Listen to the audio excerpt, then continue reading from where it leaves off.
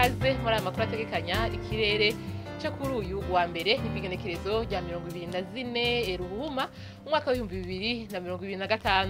Mu gatondo hitezwe yuko hose mu ntara zacu hazorangwayo izuba ririmo n'ibicu bike bike, ahazoba hakanye gusumba ahandi akazoba ari mu ntara ya Mwaro aho ibipimo by'ubushuhe vyaho bizoba bigera kuri degre Celsius 13. Ku muhingamo naho hitezwe yuko hazobandanya haka izuba ririmo n'ibicu bike bike mu ntara zitari nke zigize igihugu cacu, kiretse mu ntara ya Bururi hamwe no mu Ruyigi hitezweyo imvura nkeya hongera hacemwo n'ibihe vy'izuba. Ahazoba hashushe gusumba ahandi azoba ari mu ntara ya Cibitoke hamwe n'i Bujumbura aho ibipimo by'ubushuhe vyaho bizoba bigera kuri degre Celsius 31.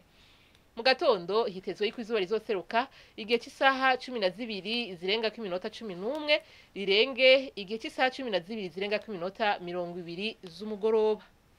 Nuko rero ni hano amakuru ategekanya ikirere cyo kuri uyu wa mbere agarukiye. Mwakoze mwese kuyakurikira naho utaha.